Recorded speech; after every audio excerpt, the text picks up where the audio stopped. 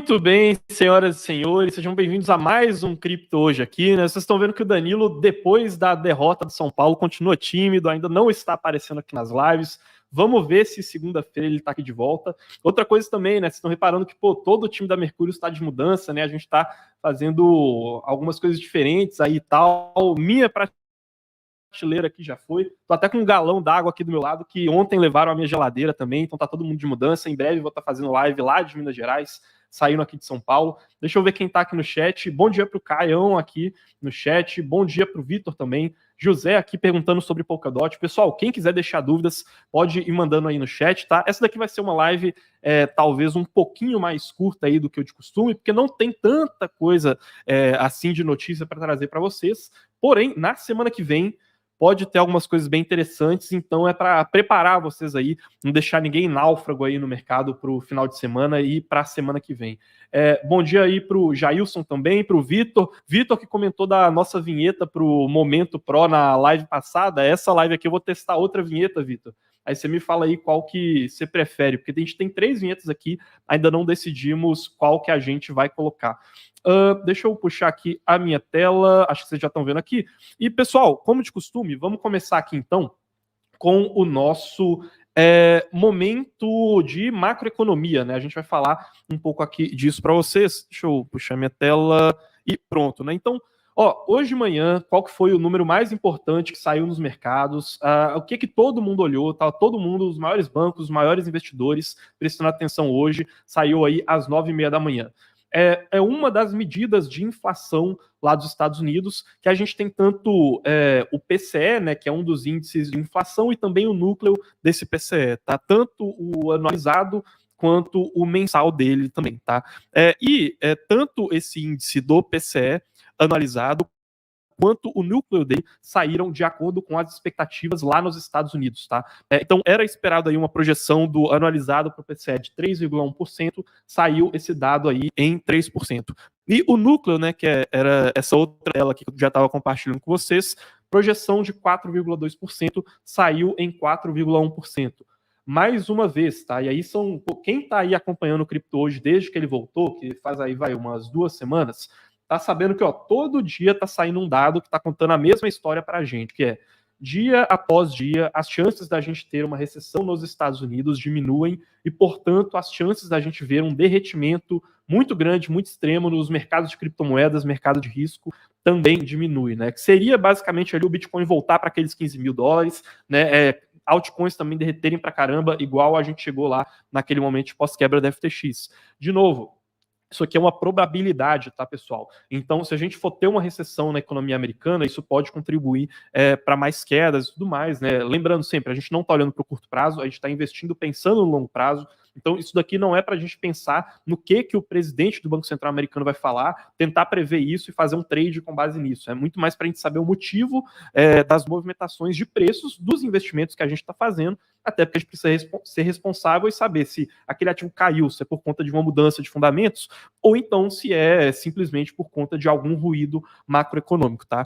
Por enquanto, a macroeconomia está contando essa história pra gente, tá? Então, deixa eu mostrar aqui novamente, tá? Então, essa daí é a manchete, são os dados que saíram hoje de manhã. Tiveram algumas outras coisas menores também, né? Então, saíram dados aí medindo a economia na Alemanha, se não me engano. O Banco Central japonês também fez algumas mudanças ali na política macroeconômica, mas se eu fosse trazer isso aqui para vocês, na minha visão, ia ser muito mais para gastar espaço aqui na live e tal. O que teve de mais importante mesmo foi esse dado de PCE e que veio bem em linha com o esperado, tá? Bom dia aqui para o VRRT aqui também. Eric aqui perguntando sobre CKB. Tá, CKB, Eric, eu não vejo como uma cripto com muitos diferenciais competitivos, tá? Não é um projeto que eu aprofundei tanto assim também, porém eu acho que ela tá ali na série D das criptos de primeira camada, assim. Acho que tá para depois de Algorand, de Elrond, assim, de algumas criptos dessas. Obviamente, tá, pessoal, esse tipo de cripto, se ela der certo, a assimetria e possibilidade de multiplicação é muito maior, né? Isso é óbvio, assim, porém as chances de dar certo também são muito menores, então é importante a gente ter essa postura sincera aí com vocês, tá? Mas, de novo, não acompanho os detalhes desse projeto aqui, tá? César aqui, bom dia, mestre. Comenta aí sobre a Matic e Solana. Solana a gente chegou a comentar bastante na live de ontem, tá, César? Eu acho que seria interessante você dar uma olhada lá, mas eles estão aparentemente desenvolvendo o ecossistema aí, e a gente está até acompanhando, para quem é assinante da Mercúrios Pro, acompanhe lá que a gente está fazendo alguns estudos interessantes sobre Solana. Pode ser que no futuro a gente mude alguma coisa até em termos de alocação de carteira, tá? Mas é interessante ver que eles estão construindo o ecossistema lá. Sobre a Matic, a gente fez uma live aqui também só focada em Matic, mas de maneira geral, assim, apertou a concorrência para a Matic, tá? Continua sendo talvez a cripto de segunda camada mais bem preparada, tá, gente? Mas a concorrência apertou, não tá igual era há um ano e meio, assim, tá? E o Panda aqui perguntando se, olha, é o Fed que vai ditar a música ali de acordo com o seu ritmo. Isso aqui é importantíssimo, tá?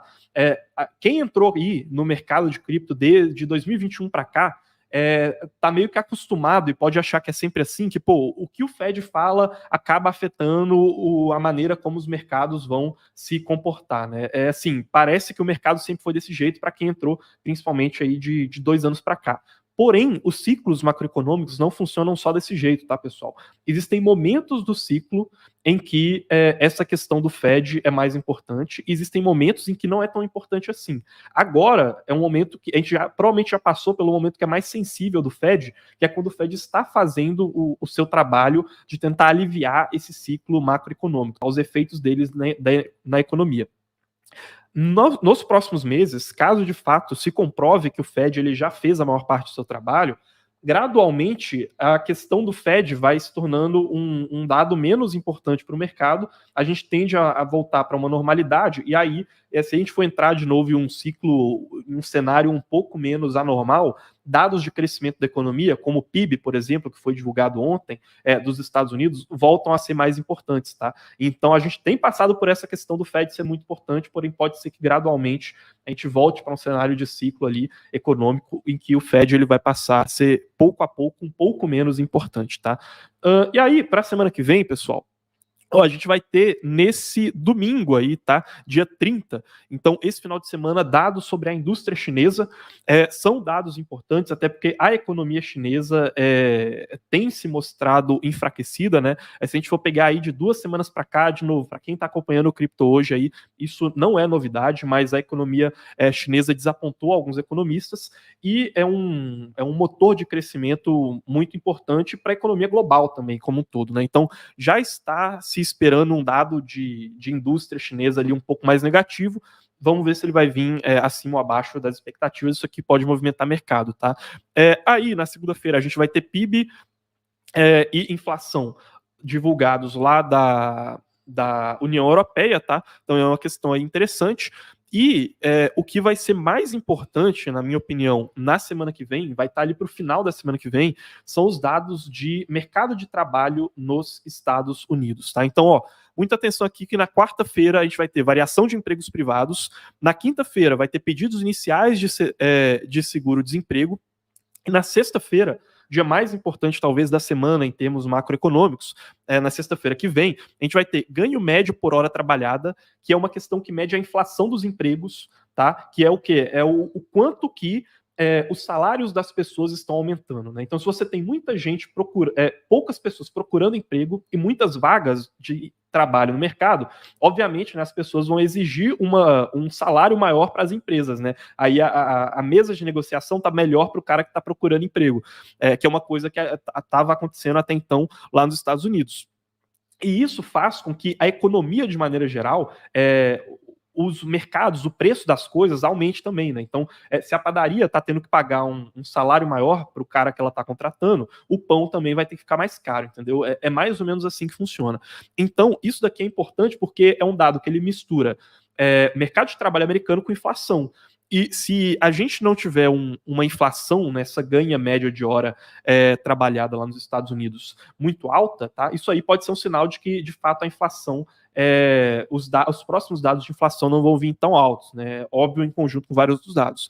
E aí, na sexta-feira, a gente também vai ter o clássico ali, né? O payroll que é o relatório de geração de empregos não agrícolas, e junto com o payroll, né, um dado complementar, que é a taxa de desemprego, né? Então, um mede a criação de novos empregos e outro mede a taxa de desemprego. Não necessariamente os dois, eles vêm em conformidade, tá? Então, por exemplo, a gente pode ver uma taxa de desemprego, às vezes...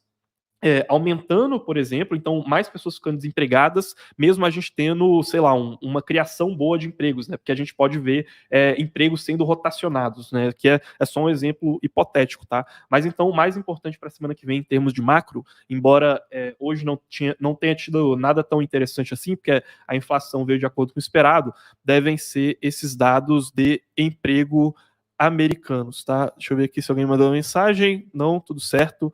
Beleza.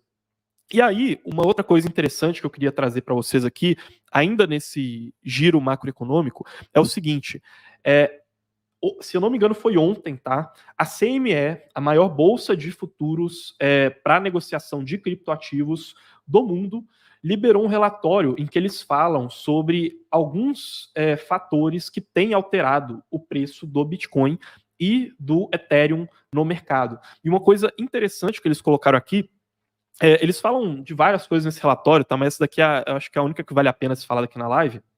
É sobre, principalmente nesse bloco aqui da live, é sobre o impacto de fatores macroeconômicos no preço de Ether e de Bitcoin, tá?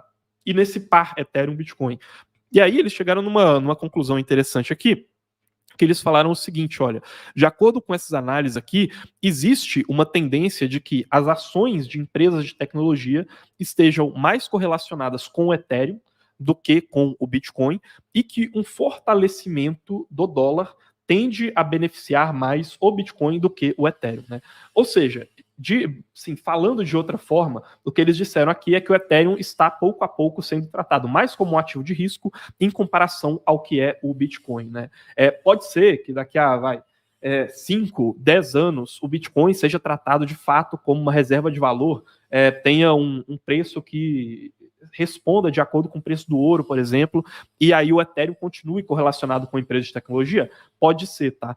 Obviamente, nessa etapa de desenvolvimento, de adoção de criptoativos, isso daqui é um movimento muito mais especulativo, tá? Mas mostra pra gente aí como que, primeiro, né, mostra como que esse acompanhamento que a gente tem feito aqui dessas empresas de tecnologia é uma coisa importante, né, que eu tô trazendo para vocês, porque de fato tem uma correlação grande com o impacto de preço, né, principalmente em Ethereum, nas altcoins mais ilíquidas, então, né, as criptos menores nem se fala, e mostra ali como que existe essa correlação um pouco diferenciada ali entre o que afeta preços do Bitcoin e o que afeta preços do Ethereum, certo, pessoal? E aqui está o gráfico mostrando justamente para a gente isso, né? Que o Bloomberg Dollar Index sendo menos correlacionado com o par Ether Bitcoin, e o Nasdaq 100 ali, né? O índice das empresas de tecnologia sendo mais correlacionado com a alta, né, desse índice, ou seja, da Ethereum em comparação ao Bitcoin.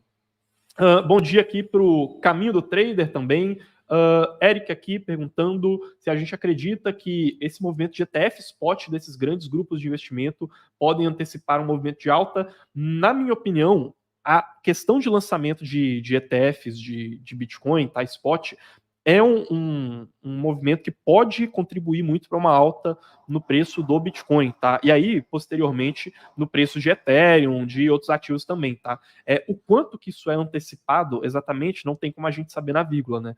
Assim, o preço, ele acaba sendo um reflexo das expectativas que as pessoas têm no mercado, né? Então, não é porque uma coisa boa aconteceu que o preço vai subir, e nem porque uma coisa ruim aconteceu no mercado que o preço vai cair. O que faz o preço subir é uma coisa melhor do que o esperado, e o que faz o preço cair é uma coisa pior do que o esperado, né? Então, é sempre um jogo de expectativas. Se algo bom acontece, porém esperava-se que algo ainda melhor acontecesse, a tendência é que o preço pode cair como resposta a essa notícia, o que é uma coisa que deixa muitos investidores recém-chegados no mercado um pouco confusos, né? Então, assim, é difícil saber o quanto que essa questão do ETF, de fato, está precificada de forma especulativa, assim, com antecedência. Agora, a demanda orgânica do próprio ETF, ela tende a ser uma demanda um pouco mais demorada, né? Tende a ser uma coisa que sobe de escada e não de elevador, né? E aí, de pouco a pouco, a gente pode ver esses ETFs crescendo ali, um futuro ETF de Bitcoin da BlackRock, por exemplo, crescendo, e por ser um ETF spot, ele tende a puxar essa demanda de Bitcoins do mercado, o que é uma coisa que, com os ETFs de futuros que a gente tinha até então aí no mercado, não acontece de forma tão direta, tá? Deixa eu ver aqui se a gente tem mais alguma dúvida de macro aqui. De macro a gente não tem mais nenhuma dúvida aqui. Vi que o Vitor mandou uma pergunta de Uniswap, eu vou favoritar aqui para a gente puxar depois, tá? Vou rodar aqui agora a nossa vinhetinha aqui, e aí a gente já chega para o Momento Pro. Enfim, né, eu sempre digo para vocês, a gente vai tentar sempre fazer só 1 minuto de propaganda aqui na live, e aí a gente explica um pouco aí sobre o Mercúrios Pro, que o link vai estar aí na descrição, e aí depois a gente já volta aqui com as notícias, tá? Então vamos aí para o Momento Pro de hoje.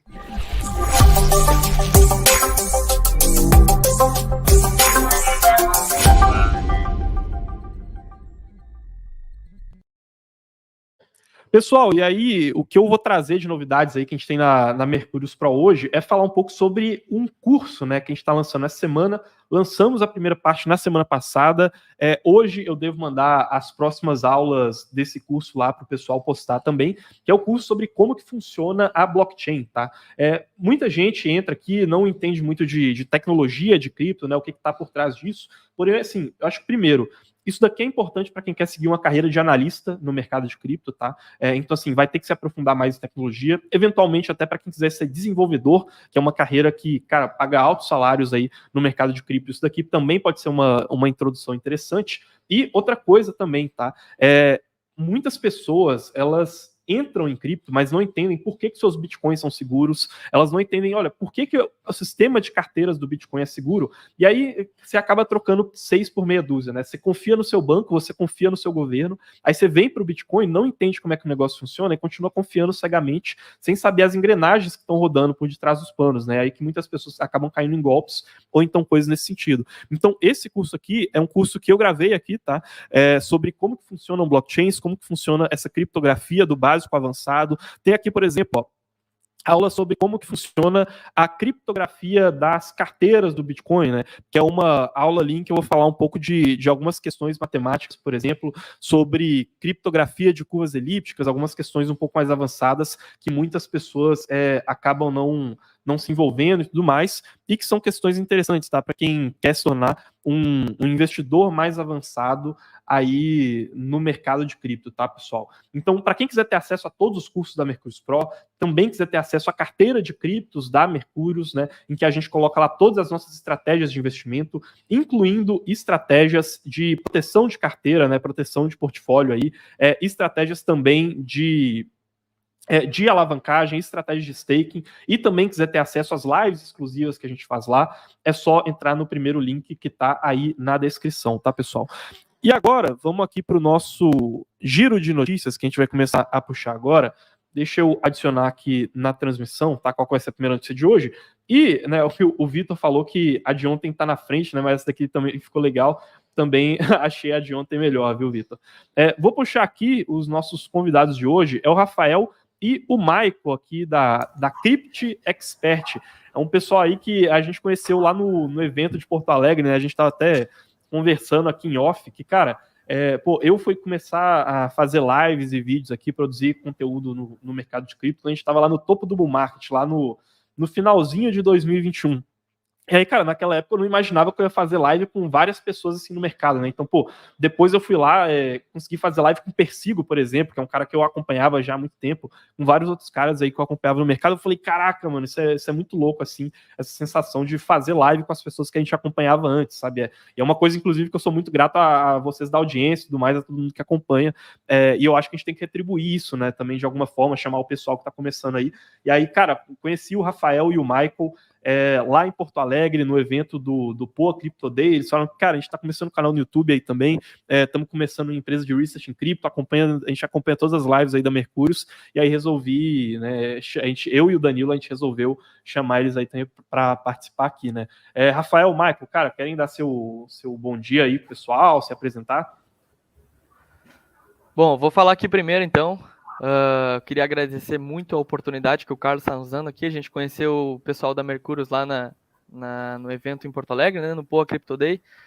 Mas, cara, a gente acompanha vocês há muito tempo. Comentei com o Carlos aqui antes de entrar na live que é uma honra para mim tá aqui falando com esse cara. Como ele disse no início, ele também trocava ideia, começou a fazer live com o pessoal que ele admirava, e é muito importante para mim esse momento, né? Tá aqui podendo ter a chance de conversar um pouco com vocês. Mas meu nome é Rafael, faço parte da Crypto Expert, né? O Carlão já explicou basicamente o que a gente é, e vou deixar aí o Michel se apresentar. Então, pessoal, meu nome é Michel, como vocês já sabem, e queria agradecer aí novamente pelo Carlos a fornecer esse espaço para a gente estar podendo trocar uma ideia com vocês, apresentar um pouco do nosso trabalho também, trocar essa ideia com o Carlos aí, dividir esse espaço. E para nós é uma grande honra poder estar aqui hoje. E é isso, pessoal. Boa, legal, é isso. Pessoal, estão em casa aí. Tava até falando com o pessoal aí que o pessoal continua acompanhando assim as lives e tal, mesmo quando a gente não tá na euforia do mercado, é quem sempre tá acompanhando aqui. E então pode ficar tranquilo que a gente não vai ter nenhum hater aí nos comentários. Pelo menos eu espero. Eles só aparecem quando o Bills tá aqui para falar do bigode do Bills. Fora isso, o pessoal tá sempre sendo Ferrou então, que eu tô com o bigode aqui também. Mas vamos lá, cara. Pessoal, aqui são 2 pontos principais aí, né, nesse giro de notícias de hoje. O primeiro deles é uma questão regulatória, tá? E isso daqui pode marcar muito o começo de um futuro ciclo de alta, tá?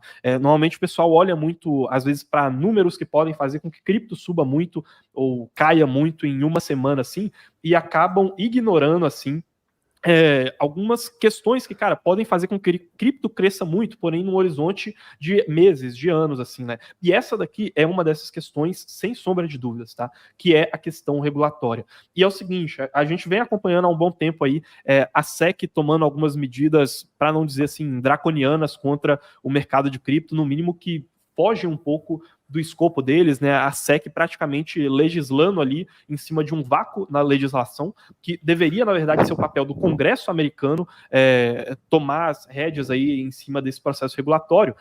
Porém, isso aí não tem sido feito sem desagradar várias pessoas, tá? Então, depois de todo esse cerco regulatório que a SEC vem fazendo, muitas das vezes sem ter um processo legal que não seja questionável aí para poder fazer esse tipo de coisa, a gente tem visto ali um certo contra-ataque do mercado de cripto e vários congressistas americanos pedindo pela demissão do Gary Gensler, que é o presidente da SEC, né, pedindo por quase que uma investigação ali, né, o que seria equivalente a uma CPI que a gente tem aqui no Brasil, porém em torno dessa questão da SEC, pedindo para que a SEC mude os seus processos, porque na visão de muitas pessoas isso tem fugido do devido processo legal, tá? Então, assim, não tem acontecido sem um certo custo político para a SEC. O mercado cripto está, de fato, contra-atacando.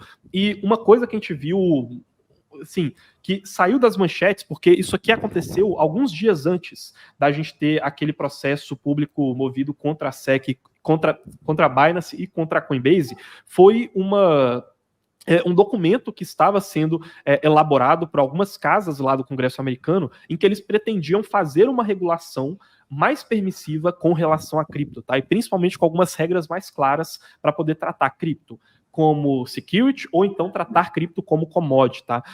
E aí agora, essa revanche, esse contra-ataque está voltando novamente, né? Então esse documento aí, né, essa Crypto Bill, como eles estão chamando, está avançando no Congresso americano, tá? Isso está acontecendo enquanto ninguém olha para as manchetes dos jornais, isso está acontecendo, e é isso daqui que pode fazer com que em um futuro ciclo de alta, caras que são de fato investidores institucionais, que fazem a gestão de trilhões de dólares de ativos, possam colocar um pé ali e sentir a temperatura da água no mercado de cripto, o que pode fazer com que cripto ultrapasse as altas dos ciclos anteriores, tá? Na minha opinião, sem esse processo aqui, a gente não vai ver cripto ultrapassando as altas dos ciclos anteriores, tá?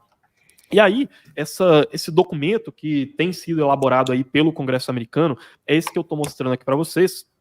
e que ele traz uma série de requisitos bem interessantes quando a gente fala de definição do que seriam securities ou não dentro do mercado de cripto. E eles pegam principalmente algumas métricas ali relacionadas à descentralização do projeto, tá? Deixa eu ver se eu consigo encontrar algumas aqui, mas eles falam de questões aqui, ó, por exemplo, né? Como que a gente vai medir se um projeto de blockchain é descentralizado o suficiente para ser tratado como security, ou então se ele não for descentralizado o suficiente, ele poderia ser tratado como uma commodity. Eles colocam aqui, por exemplo, durante os 12 meses anteriores, esse projeto teve alguma autoridade unilateral com a capacidade de guiar ali o futuro daquela rede, né? Então, conseguir retroagir o avanço de blocos de transações naquela rede, por exemplo. Se a resposta for sim, então ele poderia ser uma security. Se a resposta for não, então ele poderia ser considerado uma commodity, né? Então, Bitcoin e Ethereum, provavelmente nesse sentido aqui, seriam considerados como commodities. Redes muito mais recentes ali, muito menores, muito mais incipientes dentro do mercado de cripto, poderiam ser considerados como securities, né? Aqui, ó, outra coisa, por exemplo, eles falam aqui sobre a concentração da oferta dessas moedas. Então, aqui, ó, por exemplo, ele fala, olha, se a gente tiver durante o período dos últimos 12 meses, mais de 20% dessas criptos concentradas nas mãos de uma única instituição, isso daqui seria um indício para que ela fosse considerada uma security. Se existe uma descentralização maior, seria um indício para que ela fosse considerada uma commodity, entendeu? Esse tipo de coisa aqui, pessoal, é muito, muito, muito mais importante quando a gente fala de processo regulatório a longo prazo, né? Então o pessoal fica com medo, será que os Estados Unidos vai acabar com cripto? O que vai acontecer? Isso daqui é muito mais importante do que o processo que a SEC está movendo agora, entendeu? Do que um processo contra a Ripple, por exemplo, que o pessoal fica olhando lá toda semana uma manchete nova para entender como o processo da Ripple está avançando. Porque isso daqui não é uma instituição regulatória dos Estados Unidos pura e simplesmente, tá? Isso daqui é o Congresso americano. E aí o Congresso americano define as regras que essas instituições regulatórias vão ter que seguir, tá? Então isso daqui é de extrema importância, tá? Pessoal aí, Rafa, Michael, cara, vocês tem alguma opinião aí com relação à regulação? Querem comentar alguma coisa nesse sentido? Eu acho que o pessoal foca muito nessa questão foca muito nos ruídos, né? E acabam se deixando levar por essas movimentações assim que não são tão significativas para o mercado, né? E até essa questão regulatória, acredito que seja, apesar de ir contra o que o mercado cripto leva como bandeira inicial, né? Que é justamente a liberdade e tudo mais, poder ter o próprio controle sobre o seu capital, acaba que essa regulamentação é necessária para que a gente tenha aí uma adoção maior das criptos por parte tanto de outros investidores como institucional, enfim. Então, cara, quer falar alguma coisa, Rafael? Sim. Como o Carlão e tu disseram, essa lei cripto, né, que vem do Comitê aí de Agricultura, é um passo muito necessário para trazer uma clareza e uma regulamentação, né, no espaço de cripto, principalmente na economia mais potente do planeta, que é os Estados Unidos. E sem essas regulamentações, né, federais, tem uma confusão muito grande, tanto com os órgãos reguladores quanto os participantes da indústria ou do mercado. E é interessante ver que eu estava lendo o relatório, né? O Congresso ele trabalha nessa legislação por vários anos já. Então, querendo ou não, as criptomoedas elas têm tomado uma parte significativa, né, no sistema financeiro. E, como o Carlão falou aí, a SEC, o Gary Gensler está fazendo uma parada totalmente covarde, né? Na minha opinião, pelo menos, está caçando essa questão. A perseguição, né? Mas é isso, cara. Sem regra federal clara, né? Fica difícil, principalmente pelos desafios que as criptos apresentam com vulnerabilidade, né?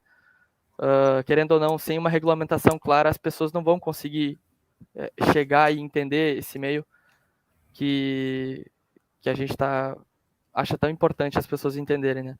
Eu acho que... Não, sim. Não, pode completar aí.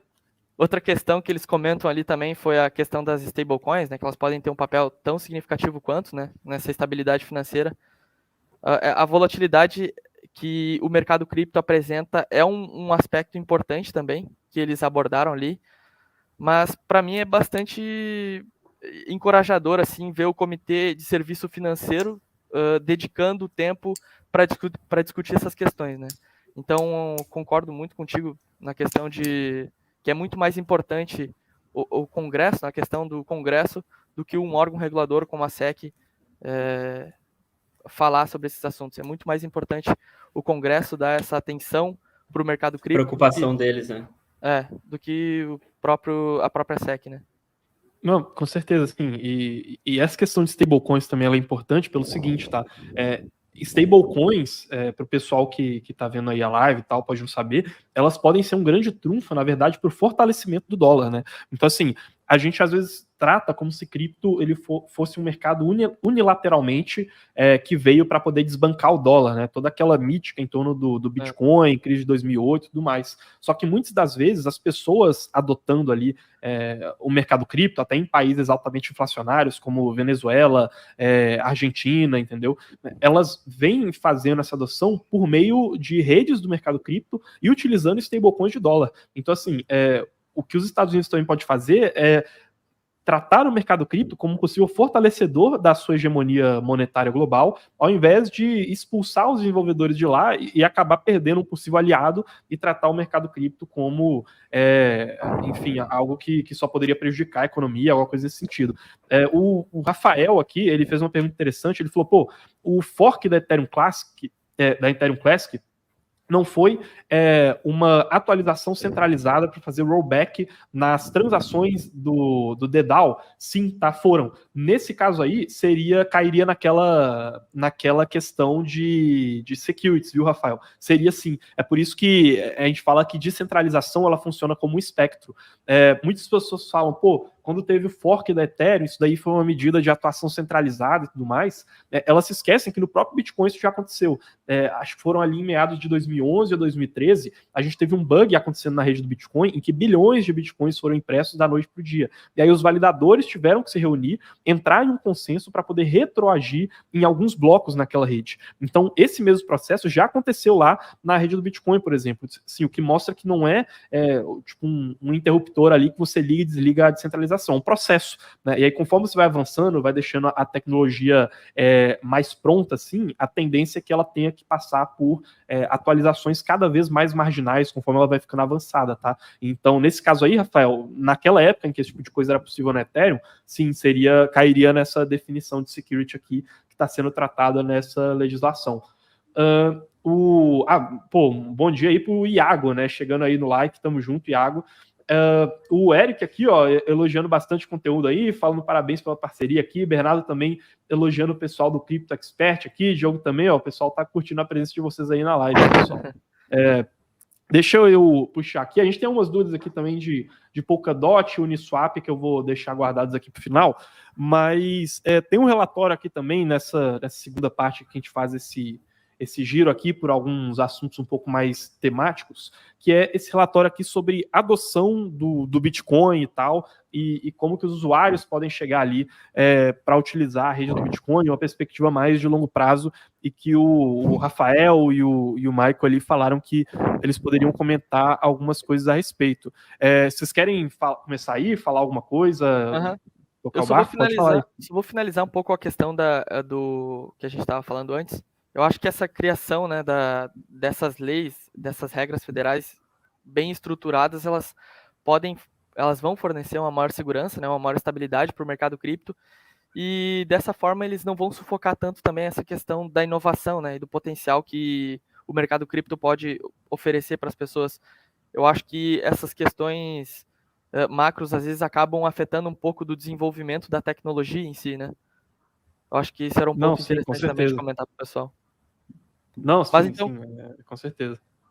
Então, bora lá. De certa forma, causa uma instabilidade, né, que acaba afastando até, por exemplo, empresas que às vezes queiram investir nesse mercado, queiram trazer inovação para o mercado, mas tem o receio justamente de achar que em algum momento pode ser barrado o projeto, algo do tipo, né?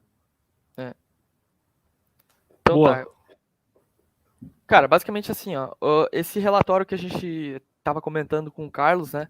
Ele é um relatório que a gente gosta bastante. A gente desenvolveu o nosso relatório falando sobre as curvas de adoção do Bitcoin. Ele basicamente aborda a adoção social de tecnologias, né, disruptivas, e ele foca, obviamente, o Bitcoin, né, que é uma rede também de uma tecnologia disruptiva, né? Uma tecnologia disruptiva, ela é basicamente uma inovação que ela vem para substituir um processo, né, e aplicar uma nova maneira de operar no mercado. Mas é basicamente isso. Eles tentam propor uma estrutura conceitual, né, para prever, entre aspas, uma futura adoção do Bitcoin.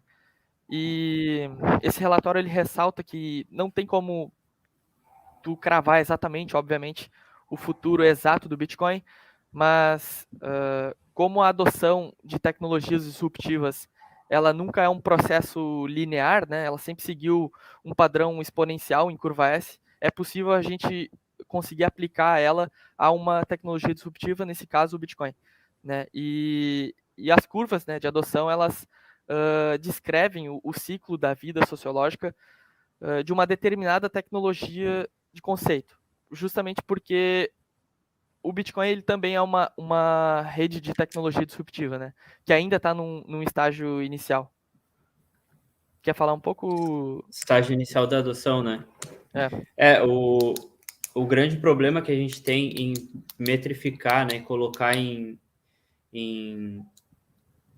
analisar essa curva e colocar em perspectiva é justamente que o que a gente tem muito ruído no meio desses indicadores, né? Por exemplo, a gente poderia utilizar os novos endereços criados para fazer uma análise de como a rede está evoluindo e como ela está crescendo, né? Só que dentro desses novos endereços criados, a gente vai ter muito endereço que pertence a mais de um endereço que pertence à mesma pessoa, por exemplo. Então a gente vai ter um ruído aí, uma diferença de endereços que, por exemplo, uma pessoa ela tem 10 contas, tem 10 carteiras e essas 10 carteiras elas vão contar, né, dentro desse nosso cálculo e vão acabar aí trazendo um ruído, né, trazendo números não tão confiáveis para a gente ter como parâmetro, né? Mas a curva S de adoção, a gente consegue aí ter sim uma putz, me fugiu a palavra. Meio que uma perspectiva, assim, né? Talvez de. Consegue ter uma perspectiva, adoção, né? é isso mesmo. Uma coisa interessante, assim, também, é quando a gente fala de adoção do Bitcoin, principalmente, assim, é que é muito difícil a gente medir a adoção de usuários na rede da Lightning. Porque você não pega lá por carteiras. Normalmente o pessoal pega os canais que são abertos na rede da Lightning para tentar fazer, tipo, um panorama, assim, né? Servir meio que como um modelo. Só que, pô, você pode ter canais sendo criados e aí depois eles param de ser utilizados e continuam lá como, tipo, contagem de canais que foram criados. Aí você pode pegar canais ativos. Muito impreciso, mas, né? Então. Vocês querem que eu passe aqui, né? Tem essa... Deixa eu ver esse gráfico aqui, né? Com a curva de adoção. Pode botar aí, né? Você vai explicar isso aí, Rafael? Boa, pode falar aí, cara. O gráfico certinho aqui também. Aí. Tá. Cara, eu queria citar também uma parada que a gente acha interessante, que uma das características mais interessantes do Bitcoin é a maleabilidade ideológica que ele tem, né? Que ele proporciona a gente conceituar ele de várias formas, de utilizar de várias formas. Mas, enfim, as curvas de adoções, né, elas descrevem basicamente o ciclo da vida sociológico de uma determinada tecnologia ou um conceito. Então, tipo, embora a tecnologia disponível ela possa ser diferente, né, o comportamento do ser humano ele é natural. Então, essa dinâmica sociológica ela se repete durante a adoção de várias tecnologias. Então, a partir disso, a gente consegue traçar um conceito, né? Nesse caso, um mapa conceitual, um gráfico conceitual, para demonstrar a evolução, né, de que uma tecnologia disruptiva teria que passar para adotar os 100% da população, né? Mas, basicamente, em todas as disrupções tecnológicas, né, o ritmo de adoção ele parece lento no início, porque um novo produto tem uma penetração mínima, né, dentro do mercado. Então, até atingir um ponto de inflexão que acelere essa fase de crescimento exponencial, ela demora um pouco. Então, ali no início, a gente tem os inovadores, né, que seria basicamente um pequeno grupo de indivíduos ou uma entidade que possui um conhecimento especializado, né, para compreender o valor dessa tecnologia. E esse grupo, ele basicamente leva a tecnologia do 0 ao 1. A gente pode traçar esse paralelo, no caso, com a pessoa ou o grupo de pessoas que criou o Bitcoin e teve esse conhecimento sobre essa tecnologia e entendeu o valor dela e levou essa tecnologia do 0 ao 1, né? Então, nessa parcela da sociedade que se encaixam os inovadores, né?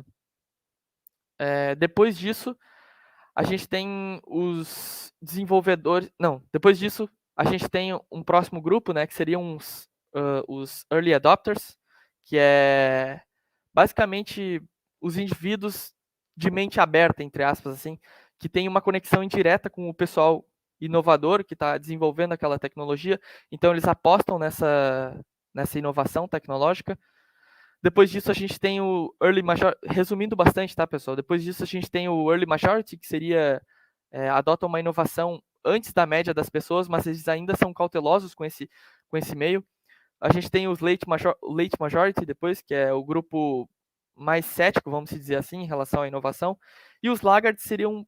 Cara, eu gosto de usar como exemplo isso, é basicamente o seu vô, por exemplo, que mora lá no interior de algum estado, que ele não tem muito acesso a essa questão, então ele vai ter, em algum momento, ele vai ter que se render a essa tecnologia, então ele teria que usar ela, mas até chegar a esse processo, né, de saturação dessa tecnologia é um pouco demorado. É o cara que tá até hoje reclamando que o Nubank não tem agência, né? Basicamente esse cara aí. Exatamente isso. Então, cara, isso é uma coisa que eu falo pro pessoal, né? Se tu tem alguma pessoa no seu meio de convívio, né, o seu avô, sua mãe, seu pai, que ele critica o mercado cripto, não tem o que fazer, cara. Isso é um processo natural que todas as pessoas passam durante todas as tecnologias. Então, tu tem um avô que há 30 anos atrás não fazia ideia que ele ia obrigatoriamente ter que usar o celular, por exemplo, nos dias de hoje. Então, a tecnologia por trás do Bitcoin, né, em si o Bitcoin, ele está passando por esse processo natural de outras tecnologias também. Então, é um processo natural, então tu não tem como inserir isso de uma hora para outra na vida das pessoas, ele é um processo natural e ele vai alcançar um momento em que as pessoas vão ter que se render, eles vão ter que utilizar essa tecnologia, né? Cara, eu até queria fazer uma pergunta. Tem um outro gráfico ali também, mas não, você pode fazer aí. Que no caso é esse aqui, ó. Esse aí eu vou deixar o Jean falar também agora, mas eu queria fazer uma pergunta antes até para trazer um pouco dessa questão para ti, Carlos. Por quais processos tu acredita que o mercado cripto ainda precisa passar, tipo, para alcançar os laggards, né, entre aspas, que seriam 100% da população? Cara, isso aí é bem interessante, assim, né? Porque, cara, o pessoal normalmente se foca muito em preço, né? Assim, e não se foca tanto nesses fundamentos que vão fazer com que o cripto seja adotado. E aí, se a gente fala de preço, pô, talvez uma das questões mais importantes seja esse fator macroeconômico, mas não necessariamente ele vai ser o mais importante em termos de adoção, assim, né? Assim, cara, lógico que é importante, porque, pô, você tem o preço subindo, você tem rounds de venture capital acontecendo, e aí eles financiando desenvolvedores que vão criar fundamentos para os próximos ciclos, né? Então, nesse sentido é importante, mas não é uma relação extremamente direta, assim, né? Eu acho que, cara, internamente ao mercado de cripto, a gente tem 3 processos que talvez sejam muito importantes, assim, para a gente ter essa adoção maior. Primeiro, experiência do usuário, que eu acho que é um grande gargalo, assim, ainda é muito difícil interagir com cripto. Segundo, escalabilidade, então taxas mais baratas, transações mais rápidas. E terceiro, a questão regulatória. Então, assim, para você ter grandes empresas construindo dentro de cripto, a Nasdaq, por exemplo, ia oferecer custódia para cripto, voltou atrás agora por conta de esperar avanço regulatório, entendeu? Então, assim, eu acho que internamente, assim, acho que são 3 grandes gargalos aí para a adoção de cripto, cara, e para a gente conseguir chegar nesse patamar de cripto ser mainstream, ser uma coisa de todo mundo, né? Meio que igual a internet é hoje, sabe? Quer falar, Gê? Então, nesse gráfico aí ele apresenta, né, a curva de adoção de tecnologias, né, inovações passadas, né. Aí a gente vai ter diversas tecnologias apresentadas aí, mas a gente vai dar mais peso para a internet, mídias sociais e smartphones, né? O que a gente percebe nesse gráfico é que, com o passar dos anos e o avanço da tecnologia, essas curvas de adoção, a gente pode ver aqui, ó, a taxa de adoção ali no lado esquerdo, quanto mais tecnológico a sociedade vai ficando, mais rápido essa curva de adoção ela vai avançando, né? E é basicamente isso. A gente aqui está dando ênfase primariamente ao smartphone, mídias sociais e internet, justamente por elas serem, né, muito semelhantes ao Bitcoin no quesito de rede, né? Elas são baseadas em rede, necessitam de uma rede de usuários ativas para que sejam implementadas com sucesso, né? Tem uma penetração, como é que se diz? Uma penetração na sociedade, né? Isso, tem uma penetração mais veloz na sociedade. E é meio assim, são justamente tecnologias de efeito rede que elas meio que dependem que você já tenha pessoas lá dentro para criar um moat e mais pessoas entrarem. Então é natural que essas tecnologias, é natural que elas tenham meio que um caminho de adoção exponencial ou então tipo, um caminho pro abismo, assim, né? Que é o que o pessoal até fala, o vale da morte das startups, né? Muitas startups que funcionam com base nesse efeito rede, né? Tipo, o Uber, uma Netflix da vida, eles acabam passando por esse vale justamente por conta disso, assim. Cara, assim, eu tô com o relatório aberto aqui. Se vocês quiserem avançar aqui para algum gráfico, é só ir me falando aí. Eu não sei se vocês querem falar mais desse ponto ou em todo o próximo, tá ligado? Inclusive, eu gostaria de fazer uma relação, né, do Bitcoin com essas mesmas curvas de adoções passadas, que é o quê? A gente acredita muito que o Bitcoin, justamente pelo momento que ele está se inserindo, né, como uma tecnologia na sociedade, ele vai acabar atingindo o seu ponto de saturação, né, seu ponto máximo de adoção aí muito rápido, muito mais rápido do que a gente imagina, justamente porque o Bitcoin, ele não é simplesmente uma tecnologia que vem para simplesmente facilitar a vida, por exemplo, como um celular, né? O Bitcoin, além de facilitar a vida, ele também proporciona que as pessoas obtenham lucro, que as pessoas invistam, e isso com certeza é um atrativo a mais para que as pessoas que estejam fora do mercado acabem entrando, né? Até por esse efeito assim de ver pessoas próximas lucrando, ver pessoas próximas que estão começando a fazer alguma grana simplesmente por estarem ali posicionados, acaba atraindo, né? Juntamente com essa questão do atrativo financeiro, a gente tem também a questão de liberdade e questão de a internet em si, né? Hoje em dia proporciona que as tecnologias avancem com uma velocidade muito maior dentro da sociedade, né? Justamente pela facilidade de acesso à informação, acaba que as pessoas têm um acesso muito facilitado a essas tecnologias novas, né? Não, sim, com certeza. Rafael, você ia complementar algum ponto aí também, né? Não, o Gê pode falar, é tranquilo, ele entrou nessa parte que ele ia comentar até. Não, essa parte eu já encerrei, a observação era essa aí mesmo. Cara, eu acho que, tipo, uma coisa que eu acho interessante a gente comentar também é que a tendência, por mais que todo o pessoal acredite que, pô, tem aquela questão mística ali que o Carlos tinha falado, pô, o Bitcoin vai estourar, todo mundo sabe que o Bitcoin vai se tornar muito mais valioso, tem toda essa questão da correlação do Bitcoin, né, com o ouro. Até um outro assunto interessante, pô, começa a falar ou começa a entrar nesse assunto meio aleatório, mas a questão da correlação do ouro com o Bitcoin, eu acho que, se eu não me engano, eu vi há pouco tempo atrás, o coeficiente de correlação do ouro com o Bitcoin estava próximo de 1, né? Ou, se eu não me engano, estava 0,92, então estava próximo do coeficiente perfeito, né, que a gente diz de correlação. Então, os dois ativos estavam bem correlacionados, então provavelmente o mercado estava interpretando o Bitcoin como uma reserva de valor de fato próxima do ouro, né? Cara, a tendência geral é clara, assim, para mim. Tem uma alta probabilidade da adoção global do Bitcoin, né? crescer significativamente no futuro próximo, na minha visão.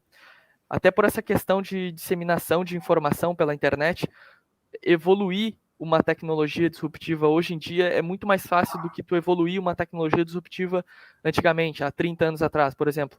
Tem a questão, por exemplo, eles comparam ali, eles falam sobre a situação do automóvel, né? Existe a questão da eficiência que o automóvel gera, porque com um carro tu anda mais rápido que uma charrete, por exemplo, ou com um cavalo. Mas eu acho que, no geral, o Bitcoin ele vai crescer significativamente, né, num futuro próximo. Tanto a estrutura dele quanto o preço dele, né. Eu acho que essas curvas anteriores de adoção de tecnologias, né, elas mostram que essa adoção ela ocorre primeiramente de uma forma lenta, mas depois ela explode, entre aspas, assim, e o mundo inteiro começa a entender melhor. E, cara, eu acho que é basicamente isso que eu ia comentar. Uma coisa que a gente nota também é que as pessoas que estão dentro do mercado há mais tempo, né, elas têm uma tendência de, às vezes, acreditar que o mercado já evoluiu bastante, que já, às vezes, não tem muito espaço, digamos assim, no mercado para se ter lucro, né? Por exemplo, Bitcoin já atingiu um preço muito alto, não vou lucrar tanto com o Bitcoin. Mas a gente tem dados que indicam que aproximadamente 0,36% da população mundial usa, né, as redes do Bitcoin. Então, tu imagina, não é nem 1%, não é nem 0,5% da população mundial faz realmente uso de criptomoedas. Então, o espaço aí que a gente tem para crescer aí como mercado é absurdo, né? Até eu tenho aqui bastante dados técnicos aqui e, sinceramente, eu acho que eu não vou nem me aprofundar porque vou acabar me estendendo bastante aqui. Não, Mas eu acho mas que tá tranquilo, assim.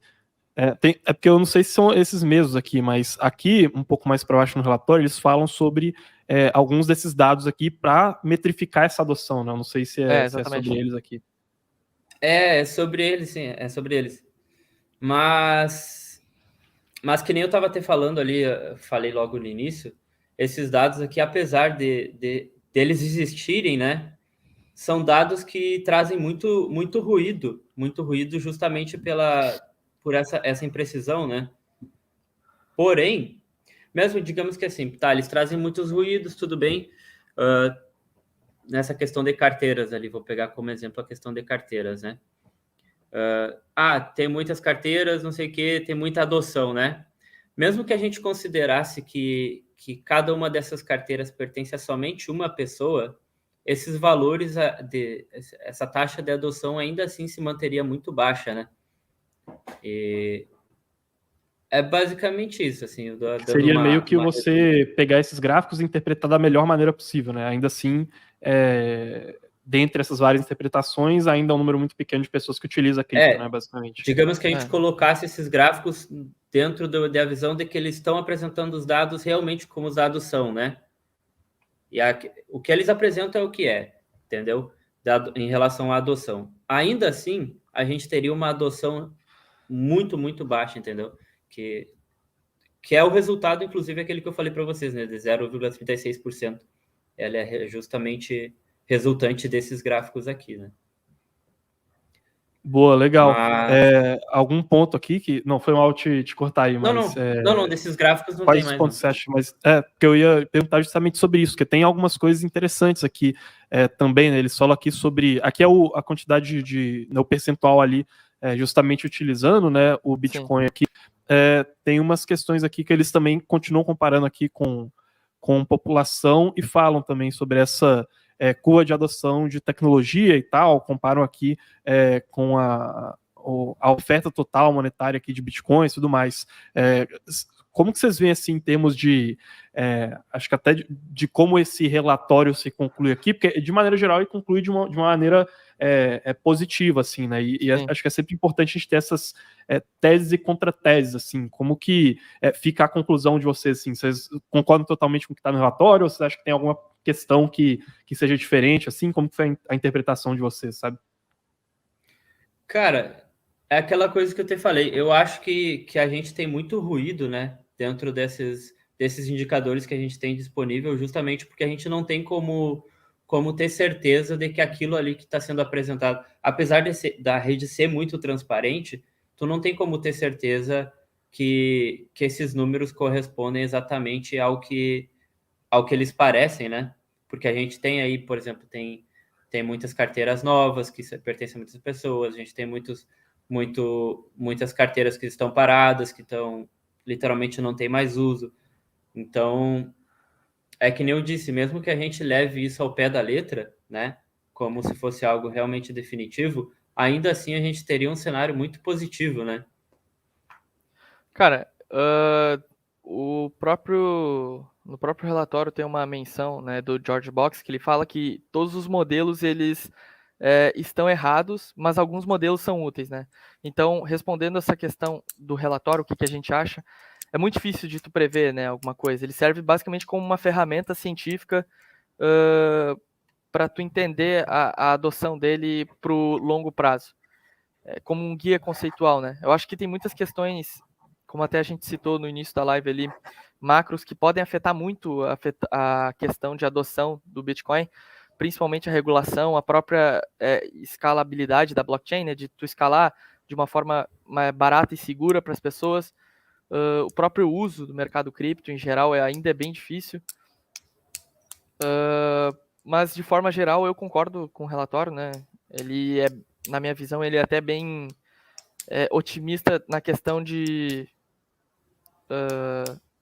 ter uma visão rasa. Eu acho que vai ser mais rápido do que o relatório propõe para a gente. Eu acho que, óbvio, depende dessas questões macro, mas eu acho que, no geral, essa adoção do Bitcoin ela vai se tornar, ela vai ser mais rápido do que a gente imagina. Assim, em termos de divisão de teses, assim, eu consigo, tipo, ver um cenário em que o relatório tá certo e também consigo ver um cenário em que o relatório tá errado, porém, eu vejo cenários bons e ruins para o Bitcoin em ambos os casos, entendeu? Então, fazendo meio que 4 cenários assim, né? Um cenário em que o relatório tá certo e vai ser bom pro Bitcoin, um cenário em que o relatório tá certo e vai ser ruim pro Bitcoin, e aí os cenários em que o relatório está errado e que seria bom ou ruim pro Bitcoin, né? Assim, eu acho que, cara, um eventual cenário em que o relatório possa estar certo seria bom para o Bitcoin acontecer exatamente isso, né? Então, uma adoção do Bitcoin como moeda de troca, como reserva financeira global ali, né? Então, meio que todos os países adotando ali uma política parecida com o El Salvador, gradativamente ali, e Bitcoin se torna uma moeda, taxas de transação na rede e tudo mais. Eu acho que, cara, é o cenário mais otimista de todos, assim. Eu vejo também um cenário em que o relatório esteja errado, porém que ainda assim poderia ser um cenário legal para o Bitcoin, que seria o seguinte, ó, a gente pode não ver toda essa adoção aí, então o Bitcoin não ser usado como moeda de troca, não vão entrar tantas entidades assim em Bitcoin, porém o Bitcoin poderia se fixar como uma reserva de valor ali, como um ouro. Então, assim, mesmo sem ter tantas entidades entrando, poderia crescer muito em termos de preço, assim, sabe, alguma coisa nesse sentido. E aí seria bom para o Bitcoin mesmo o relatório estando errado, assim. Agora, um cenário que, assim, que o relatório estivesse certo e que seria ruim para o Bitcoin, assim.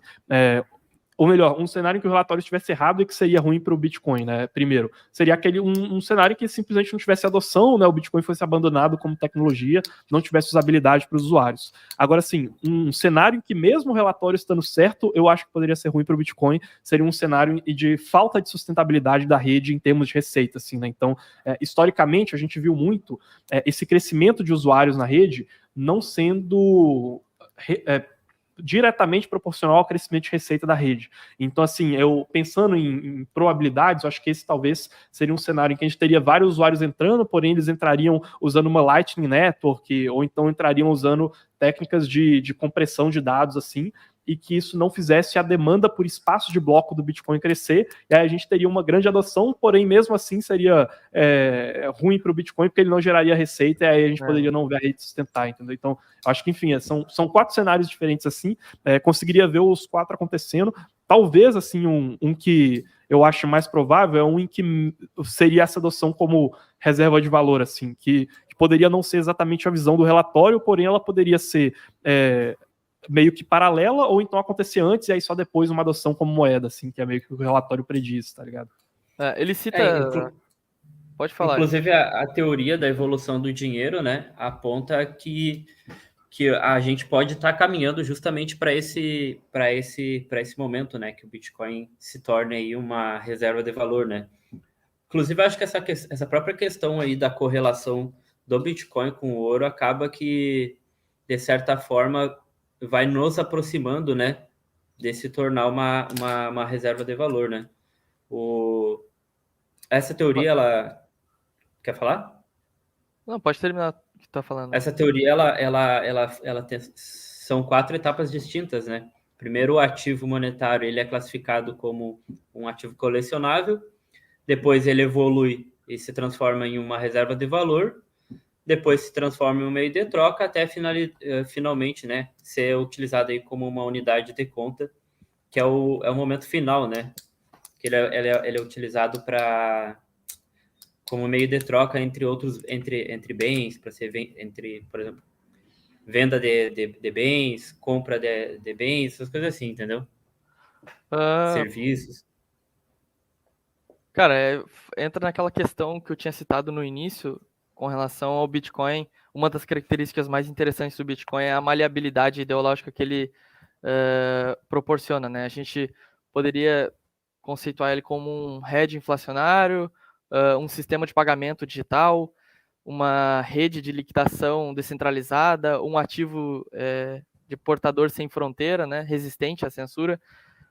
Eu acho que essa questão do futuro como o Bitcoin sendo uma reserva de valor, eu acho que é o que o próprio Satoshi gostaria que fosse, né? Na minha visão, pelo menos. Até porque no próprio Payout em 2008, na primeira transação, né, de Bitcoin, o Satoshi colocou uma mensagem criptografada que levava uma imagem falando sobre o Payout, né? E que as pessoas ficavam muito presas a essa questão do dinheiro fiduciário. E eu acho que foi justamente uma resposta a tudo isso, né? A questão de tu ter uma forma de fugir e não ficar com as mãos atadas, entre aspas, né? Com o governo. Eu acho que isso acaba reforçando narrativa, né? De certa forma, tipo, querendo ou não, assim. Eu acho que isso contribuiu, de certa forma, não porque tenha sido uma adoção orgânica, assim, em termos de Bitcoin, porque bancos estão quebrando. Eu acho que, cara, ainda pode demorar muito pra gente ver esse tipo de coisa, e não só pro Bitcoin, né? Pra qualquer cripto. Mas a narrativa, ela, de certa maneira, eu acho que ela sai fortalecida, assim, e a própria narrativa em torno de tecnologias de blockchain, ela acaba saindo fortalecida. Eu vou... Deixa eu ver, puxar aqui, ó. Pessoal, para quem não conhece aí, o pessoal da Crypto Expert aí, né? Porque é Crypt Expert, né? Não é Crypto Expert. Crypt Expert. Esse daqui é o Instagram deles, tá? Então, recomendo que todos vocês sigam lá. Igual eu falei, os caras estão começando, mas acho que, pô, chamar eles para participarem de uma live aqui era o mínimo que a gente podia fazer, porque eles estão seguindo a gente aí, apoiando já um bom tempo, assim. A gente se encontrou lá em Porto Alegre, foi bem bacana. E até como um retorno aí para a comunidade, porque a gente não estaria aqui fazendo live se não fosse pessoas acompanhando, né? Então, de novo, agradecer a eles aí por acompanhar e também por essa participação. Sigam eles aí, tá, gente? Tenho certeza que vocês vão gostar do conteúdo. Rafael, Michael, cara, querem comentar alguma coisa, completar, enfim, dar algum recado pessoal? Gostaria de dar um recado pro pessoal, né? A gente, como eu citei lá, a gente fez um relatório basicamente englobando toda essa questão de adoção, né, do Bitcoin. Um relatório que a gente vai disponibilizar gratuitamente para quem vier da live lá pro nosso perfil. É um relatório extremamente completo, pessoal. A gente colocou muito da gente nele, então podem esperar bastante da gente. A gente tem como nosso principal objetivo, né, compreender e traduzir da melhor forma o mercado cripto para as pessoas. Às vezes aqui a gente não consegue. Pô, a gente estava conversando com o Carlão ali no início, o Carlos, quando ele foi fazer a primeira live dele, ele falou, cara, as pessoas vão achar que eu sou o que eu sou aqui durante 40 minutos só, as pessoas não vão me conhecer. Então eu convido vocês a entrar lá no nosso perfil para a gente não ficar só nesses 40 minutos aqui, para vocês poderem conhecer a gente melhor. Eu acho que vocês não vão se arrepender, a gente dá sempre o máximo da gente e mais uma vez a gente agradece a oportunidade da gente poder estar mostrando um pouco do nosso conhecimento aqui para vocês. Quer falar, Jean? Basicamente eu ia agradecer, mas tu já saltou na frente, né? Não é isso, pessoal. Não, quer falar aí? Pode falar aí. Não, pode ir. Não, é que Pode eu já ser? ia caminhar aqui para encerrar e tal. Para encerrar. Fala aí. É. Não sei se tu chegou a comentar já sobre aquela questão, o relatório que saiu da BlackRock sobre aportes. Cara, acredito que não. É um relatório seu, vocês estão falando, ou é um relatório da própria BlackRock? Não dá, da Não, do própria BlackRock. BlackRock. Não, a gente não chegou a trazer aqui, não. Eu tava, inclusive, eu baixei aqui, eu tenho o Omar aqui, tá nos comentários perguntando o link do canal, eles ainda não tem canal no YouTube, tá? Que eu tô cobrando aí. A gente tá criando. Tá criando Mas, um cara, canal. não cheguei a ver esse relatório aí da BlackRock, não. O que eu vi é que eles soltaram, essa semana, se eu não me engano, um relatório de outlook para a economia aí para esses próximos 6 meses, que é até um relatório que tá aqui na minha fila para ler. Mas esse aí que você comentou, eu não cheguei a ver, não. Se você quiser comentar aí com o pessoal. Eles sugeriram, né, uma alocação aí de 84% em Bitcoin. Tu não chegou a ver esse relatório? Não, sim. Eu vi isso aí, sim. Vi alguns trechos, sim, né? Isso daí que acontece. Se eu não me engano, foi que Foi em eles fizeram o janeiro do ano seguinte, passado, né? Que eles lançaram esse relatório, que eles falavam dessa Isso foi em questão. 2022, foi 2022. não, Foi sim, mal te isso aí eu cortar, sei. Carlos. Não, tá tranquilo. Isso daí, se eu não me engano, eles fizeram o seguinte: eles pegaram pela teoria de gestão de portfólio, fizeram um backtest, né? Então eles pegaram um teste financeiro ali de performance, voltando no tempo com Bitcoin, e fizeram o que seria um balanço ideal, levando em consideração volatilidade e rendimento do portfólio. Então, tipo, meio que se você prevesse aquilo, seria uma alocação desse tipo, tá? Se eu não me engano, seria uma coisa assim. Mas, enfim, exatamente. vem junto com a narrativa deles lançando ETF aos poucos ali no mercado. Mas é um ponto bem interessante, sim, até para trazer aqui depois pro pessoal. Eu ia comentar justamente pelo fato, né, que são empresas que têm um grande renome e elas estarem apostando, né, nesse mercado, elas colocando o nome delas na frente desse mercado, com certeza aí vai trazer bastante gente e colabora, né, para essa narrativa que a gente trouxe aí da questão da adoção e da curva de adoção, né, que consequentemente com essas empresas grandes se envolvendo com o mercado, vai trazer muita gente de fora, vai trazer muita gente que por muitas vezes não investe por receio, né? E com certeza seria muito positivo aí para o nosso mercado.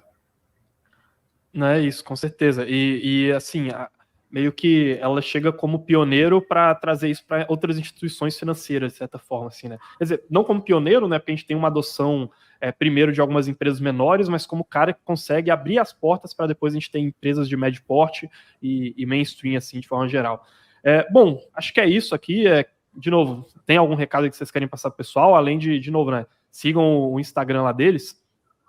Não, eu ia só agradecer mesmo pelo espaço aí, pela oportunidade. Pô, agradecer o Caião ali também, mandou nosso link do Instagram ali. Boa, é isso. Pessoal, então é isso, vamos fechar por aqui a live, tá? De novo, agradeço aí pelo apoio de vocês, acho que trazer vocês aqui é o mínimo aí, como forma de retribuição por terem acompanhado nossas lives aí por tanto tempo, tá? Cara, conteúdo excelente, acho que não pede nada para outros caras que já estão maiores aí no mercado, desejo todo sucesso para vocês, tenho certeza que vão crescer pra caramba aí, principalmente com a galera aí da Mercúrios ajudando e indo seguir vocês lá no Instagram e depois, quando vocês criarem um canal no YouTube, também seguindo lá vocês, tá? Pessoal que está acompanhando aí a live, não se esqueçam de deixar o like aqui embaixo, se inscreverem no canal e também de clicarem aí no link para quem se interessar pelo Mercúrios Pro. É isso, pessoal. Falou. A gente se vê aí. Então tá, valeu, pessoal. Valeu, pessoal. Valeu, abraço.